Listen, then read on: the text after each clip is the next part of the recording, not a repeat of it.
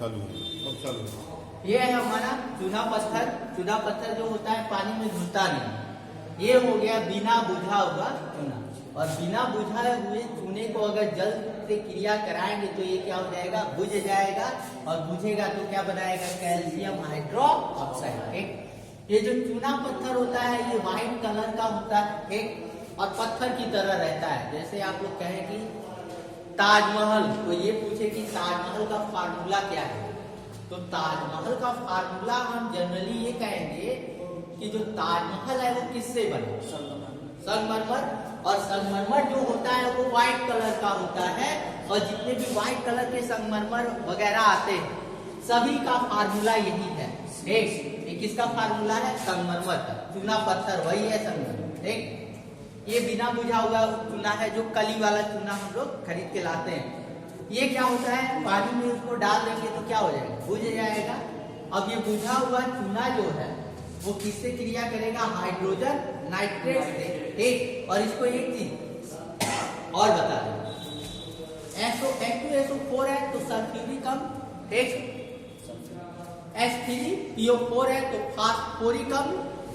और ये है HNO3 है तो इसको नाइट्रिक अम्ल, सल्फ्यूरिक, फास्फोरिक, नाइट्रिक। ठीक, इक लगता है तो ये क्या है, नाइट्रिक अम्ल भी कह सकते हैं, हाइड्रोजन नाइट्रेट भी कह सकते हैं। ये क्या है, कैल्शियम हाइड्रोक्साइड। क्रिया कराएंगे तो क्या बनाएगा, कैल्शियम नाइट्रेट प्लस क्या बनाएगा, जल।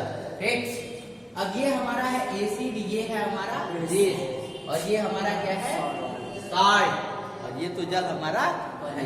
ठीक, आगे चलते हैं।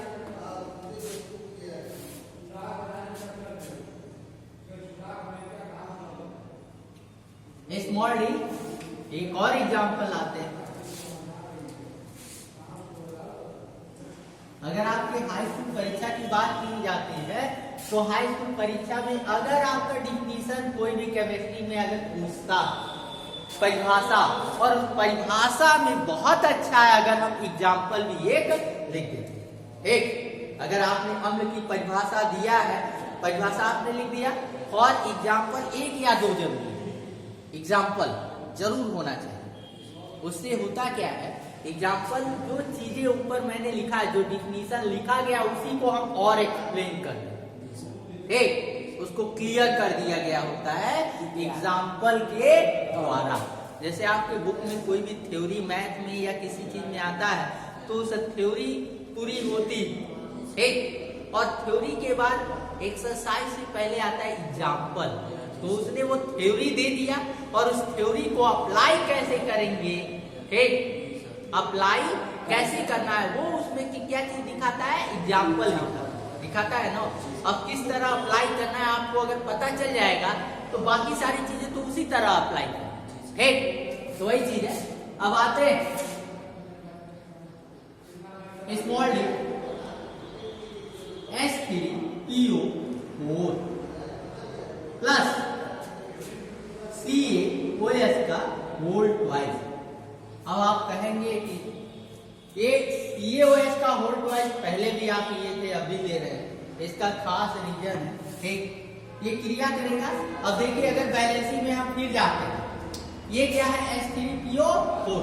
अगर ये हाइड्रोजन अगर देगा तो कितने हाइड्रोजन, 3 हाइड्रोजन। और ये OH निगेटिव अगर देगा तो कितने OH निगेटिव, 2। अब ये 3 है और वो कितना है, 2 है ना, तो जाहिर सी बात है बराबर तो करना ही है। अब 2 और 3 यहीं से आप देखिए, H पॉजिटिव 3, OH निगेटिव 2, और 2 और 3 कैल्शियम, 2 और 3 कैल्शियम। ठीक, अब इसको 6 करने के लिए कितने गुणा करें, 3। यहाँ हाइड्रोजन को 6 करने के लिए कितने, 2 से। और ध्यान इस चीज को दीजिएगा कि अगर यहाँ 3 से गुणा कर रहे हैं OH को बराबर करने के लिए तो कैल्शियम भी 3 से गुणा होगा। ठीक, अब आते हैं H पॉजिटिव OH निगेटिव आपस में क्रिया करके जल। ठीक, अब यहाँ देखिएगा H2O, ये हमारा बन गया। अब आते हैं OH निगेटिव हमारा कितना, 6 OH negative total 2 total 6 H positive 6 OH negative 6 H positive मिलकर के कितना जल के कितने और 6 बनेगा 6। ठीक, अब आते हैं यहाँ कैल्शियम कितना, 3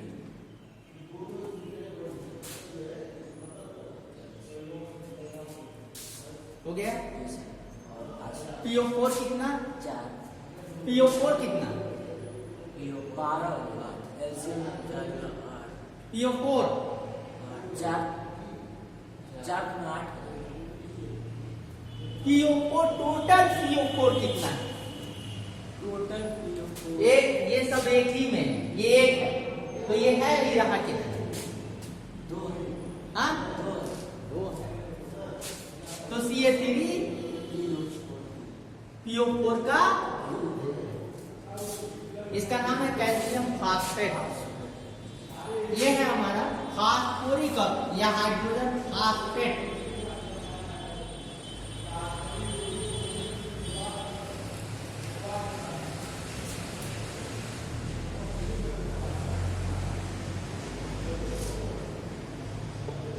हाइड्रोजन फास्फेट कैल्शियम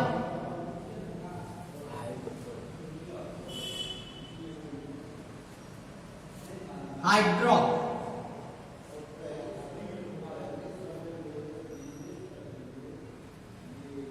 ऑक्साइड, इसका नाम कैल्शियम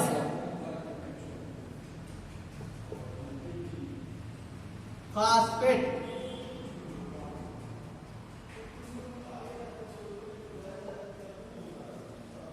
अब इस एग्जांपल को मैंने लिया, ये हमारा कैल्शियम फास्फेट, क्या है कैल्शियम फास्फेट।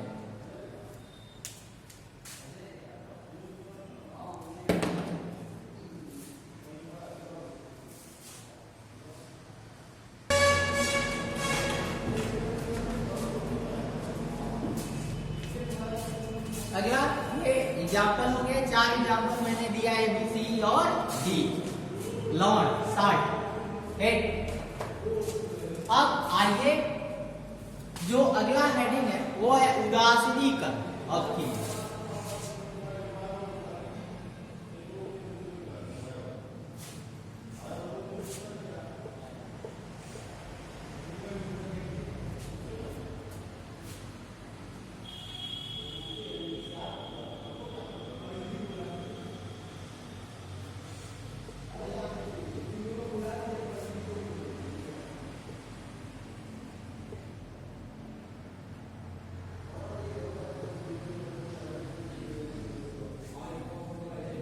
उदासीनीकरण अभिक्रिया।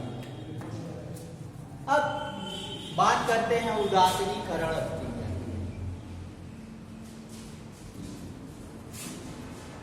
एक, अब उदासीनीकरण अभिक्रिया क्या होता है? उदास हो जाना का मतलब होता है जो कैरेक्टर जिसके अंदर था वो कैरेक्टर खत्म हो गया, उदास। ठीक, तो क्या हो गया उदास। एक, अब जाहिर सी बात है हमारा ये क्या है, हम इसके अंदर प्रॉपर्टी किसकी है, गुण किसका है अम्ल। HCl में गुण किसका है अम्ल। अगर हम बात करते हैं NaOH, क्या कहते हैं NaOH। अब HCl है NaOH और क्रिया करेंगे, इसके अंदर किसका गुण है क्षार, उसके अंदर अम्ल का गुण और इसके अंदर क्षार का। और ये जो गुण होते हैं दोनों एक दूसरे के अपोजिट, क्या है अपोजिट है। एक अगर पूरब है तो एक पश्चिम, एक अगर प्लस मान लीजिए तो दूसरा क्या मानिए माइनस। ठीक, अगर हम ये कहें +2 ठीक को जोड़ना है -2 में तो ये मिलेगा, क्या मिलेगा इक्वल टू 0 हो गया।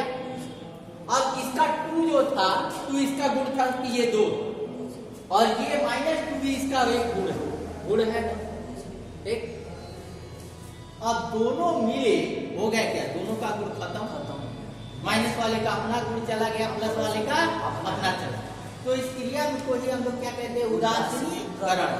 ठीक, तो यहाँ HCl जो है इसके अंदर अम्ल का गुण है, वो H निगेटिव के अंदर क्षार का गुण है, लेकिन जब क्रिया करेंगे तो ये उसके गुण को खत्म कर देगा, ये इसके गुण को खत्म कर देगा, दोनों क्या हो जाएंगे, उदासीनीकरण। अर्थात जब भी किसी अम्ल और किसी क्षार की क्रिया कराते, जब भी किसी अम्ल और किसी क्षार की क्रिया कराते हैं तो वे दोनों पूर्ण रूप से एक दूसरे को क्या कर देते हैं, उदासीन कर देते हैं और लवण बनाते हैं।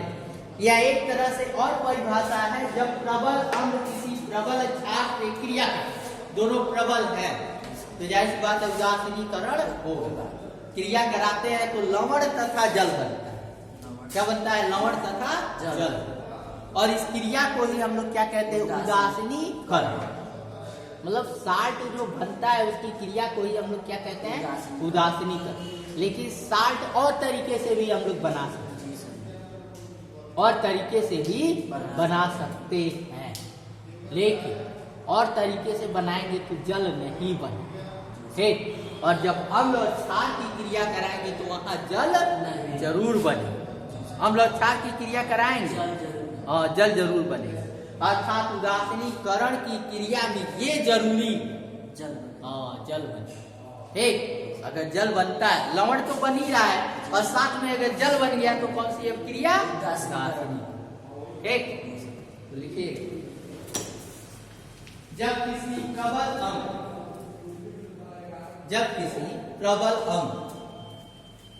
की क्रिया, जब किसी प्रबल अम्ल की क्रिया किसी प्रबल क्षार से कराते हैं,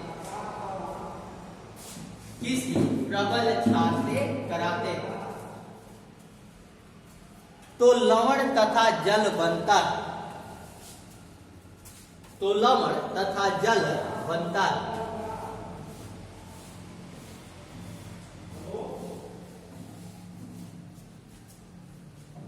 लवण तथा जल बनता है।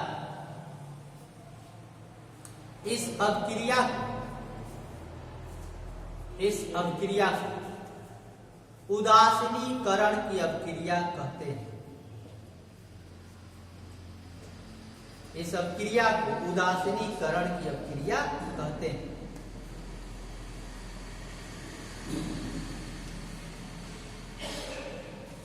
उदासीनीकरण की अभिक्रिया, उदासीनीकरण की अभिक्रिया जल अवश्य ही बनता है।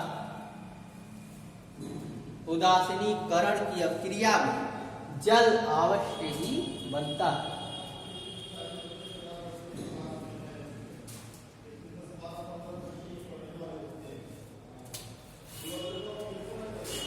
इसका सबसे बेस्ट एग्जाम्पल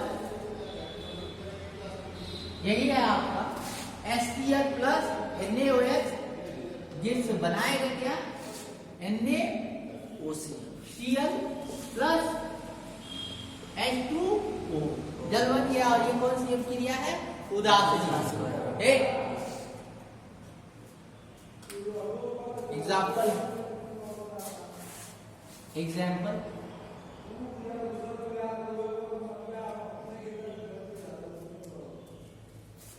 और एक चीज आप लोगों को बता दे रहे हैं, जब भी हम साइंस में लिखते हैं तो EX अगर लिखते रहे, एग्जाम्पल EX मत लिखिए। EX का मतलब एक्सरसाइज होता है ना, एक्सरसाइज को क्या लिखते हैं, EX। तो एग्जाम्पल में EX A तक लिखिए। ठीक, एग्जाम्पल हो गया। आगे चलते, अगला जो हेडिंग रहेगा वो होगा लवण के प्रकार। लवण के प्रकार या लवणों का वर्गीकरण, ये भी हेडिंग हो सकता है।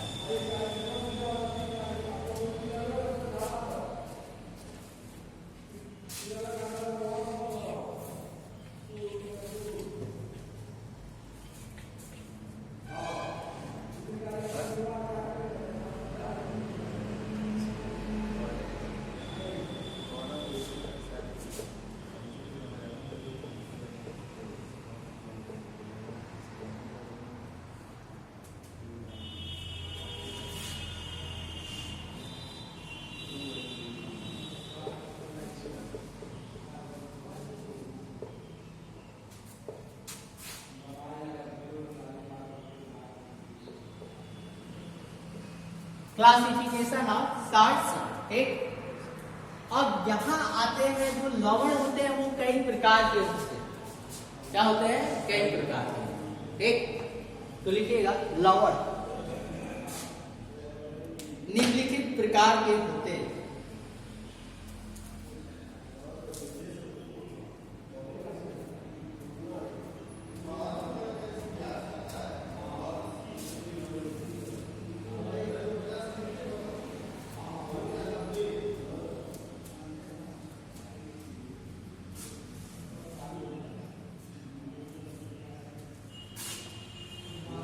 लवण कई प्रकार के होते हैं।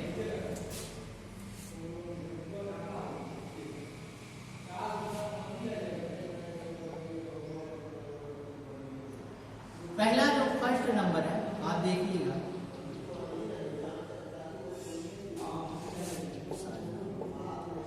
फर्स्ट क्या है? साधारण लवण।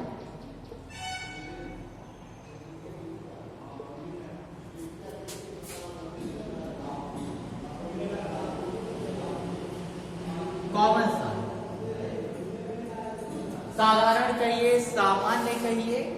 एक जैसे साधारण आदमी को क्या कहते हैं? Common man. उसी तरह साधारण लवण को कॉमन सॉल्ट।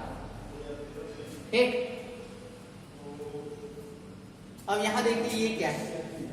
जब अम्ल और क्षार की क्रिया कराते हैं तो अम्ल का अगर पूरा का पूरा एच बाहर निकले और क्षार का पूरा OH बाहर निकले तो जो लवण बनता है उसी लवण को हम लोग क्या कहते हैं? साधारण। पूरा H बाहर निकल जाए, पूरा OH। ठीक, कहीं H ना हो, H ऐसा ना हो कि H बचा रहे और ऐसा कहीं ये भी ना हो कि OH बचा रहे, सब बाहर चले जाए और सब बाहर निकल करके H और OH बना ले क्या? जल। ठीक, अगर हम बात करते हैं HCl प्लस NaOH, यहाँ ये जो है ये जनरल है और सबके लिए आता है क्योंकि जनरली हम लोग नमक को यूज भी करते हैं और नमक को साइंस की भाषा में कॉमन साल्ट भी कहा है। क्या कहा जाता है? Common salt. ठीक, ये बनाएगा क्या? NaCl प्लस और क्या होगा? H2O। ठीक, एक और देखिएगा H2SO4 प्लस QOH। ये अब यहाँ एक OH और यहाँ दो OH, जाहिर बात है इसको भी दो कर दे, बनाएंगे K2SO4 प्लस H2O और H2O की वैलेंस कितना कर देंगे? दो कर देंगे। ये हमारा जो बना हुआ देखिए, अब और क्षार क्रिया किया, बना क्या? लवण तथा जल। लेकिन जो लवण बन रहा है उस लवण में ना ही H है ना ही OH है, दोनों पूरी तरह से बाहर निकल जाए और बाहर निकल जाएंगे तो जो लवण हमारा मिलता है उसी लवण को हम लोग क्या कहते हैं? साधारण लवण या कॉमन साल्ट, जिसके अंतर्गत हमारा क्या आता है? NaCl आता है, सोडियम क्लोराइड नमक आता है। ठीक, नमक को साइंस में हम लोग कॉमन साल्ट भी कहते हैं। और एक चीज और जान लीजिए, जैसे जल, जल को हाइड्रोजन ऑक्साइड, ऑक्सीजन तो हाइड्रोजन ऑक्साइड है ना, और जल का एक वैज्ञानिक नाम है। जैसे जल को अभी हम एक टॉपिक है 12 में आता है, 12 में आप लोग जाएंगे, उपसहसंयोजक यौगिक। उपसहसंयोजक यौगिक, और उपसहसंयोजक यौगिक में जब हम लोग जाते हैं तो उसमें बहुत सारे यौगिक होते हैं जिसमें जल भी रहे, यौगिक बनेगा उसमें जल का भी अणु रहेगा, H2O भी रहेगा। और H2O रहता है तो जाहिर सी बात है जल को कहते हैं एक्वा। एक्वा क्या कहते हैं? एक्वा। अच्छा ये बताओ, जैसे हम लोग पानी को प्यूरिफाई करते हैं, हाँ प्यूरिफायर नहीं जानते हो जो घर में यूज करते हैं? अरे पानी आया उसको साफ करने के लिए, जिसको आज जैसे तुम लोग कहते हो RO है, ये है, वो पानी को साफ करते हैं। ठीक, और एक कंपनी थी जिसका नाम था एक्वागार्ड, नाम सुने हो? पानी को फिल्टर करने का सबसे पहला वो कंपनी था और वो बनाता था एक्वागार्ड। एक्वागार्ड के नाम से आता था। एक्वागार्ड पूछिएगा कि एक्वागार्ड है क्या, तो लोग बताएंगे कि वो पानी साफ करने का एक मशीन है। ठीक, तो वहां वो गार्ड मतलब होता है सुरक्षित का। ठीक, और एक्वा का मतलब जल। जल को वो सुरक्षित करता है और हमारे पीने योग्य बनाता है। तो जल को ये जानिएगा कि हम आगे इन लोगों को तो पढ़ाएंगे। तो जल को हम लोग क्या कहते हैं? एक्वा। ठीक, तो ये एग्जांपल हो गया। उसका परिभाषा। तो अगला जो है साल्ट है, जो सेकेंड है।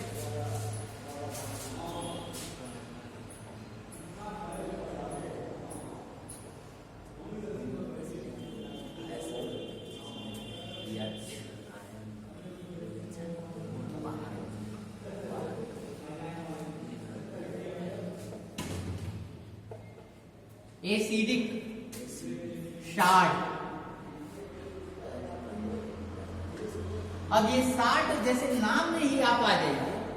अगर हम इसके नाम की बात करते हैं तो नाम में क्या है? अम्लीय है और लवण। लवण तो है, लेकिन लवण के साथ साथ वो लवण होगा कैसे? अम्लीय। अर्थात अम्लीय रह कैसे गए? क्यों? जो लवण बना हुआ है उसके अंदर अम्ल का गुण है। क्यों रहेगा? जाहिर सी बात है, जो एसिड है, यहाँ ध्यान से देखिएगा, जो एसिड है, अगर एसिड का कोई H रह जाए सर जी